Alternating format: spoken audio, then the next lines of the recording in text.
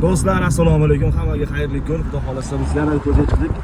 Shahar kundan-kunga chiroyli bo'lyapti. Kunamiz zo'r. Dostlar akaman. Archiyapsiz? Salomat bo'lsiz. So'yib o'taylik. Kayfiyatlar qalay? Rahmat, o'zingizdan tinchmi? Muni studiyasining asoschisi bo'ladi aka. Aka, keling birga savollar beraman. Faqat rostni real gaplashamiz. Hech qanaqa yolg'on aralashtirmaysiz. Bu kasbingizni tanlaganingizdan afsuslanasizmi, afsuslanmaysizmi? Yo'q, aslo. Biz kasbingiz nima bularga qiziqda.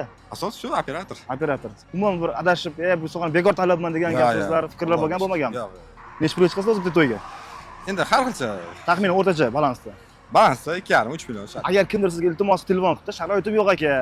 Hamma narsaga pulim yetdi, lekin kameraga yeta olmay qoldi desa, tekin o'tkazib berasizmi, yo'qmi? Yo'q, конечно, sharoitni o'rganib bo'ladi u narsa. Bo'ladi. Bizda ko'p bunaqa narsa bo'ladi. To'y diskini oladi-da, shu bilan bermay uxlatib beradi kamerachilar deydi. Yo'q, Qanday sizda u narsa? Yo'q, shu paytgacha bunaqa narsa kuzatilmagan. Qancha vaqt berasiz bitta to'yda? Uzog'i 1 oy. 1 oy. 1 oy, uzog'i 1 oy.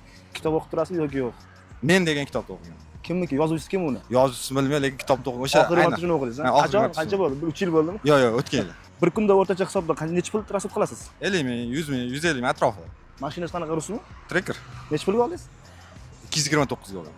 Bu mashinani shu kamera orqasiga olganmisiz? Ha, mashina kamera. Boshqa biznes yo'q. Chorva bilan shug'ullanaman. Mana shu yerdan kelganda.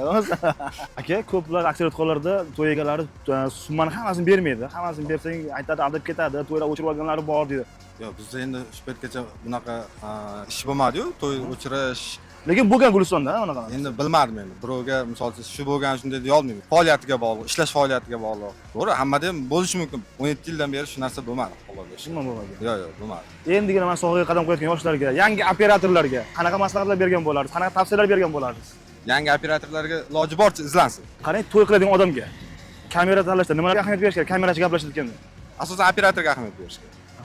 Montajga emas. Yo'q, operator yaxshi bo'lsa montaj chiroyli chiqadi. Lekin ko'plar videoni ko'ray deydi-da, montajni ko'radi, bo'ldi, gaplar cho'kib yo'q deydi. Lekin aslida operatorga qarash kerak. Operatorga qarash kerak. Operator yaxshi bo'lsa montaj ham chiroyli chiqadi. Aka, rahmat, qimmat vaqtingizni olgansiz uchun salomat bo'ling. Charchamaylar. Omon bo'ling.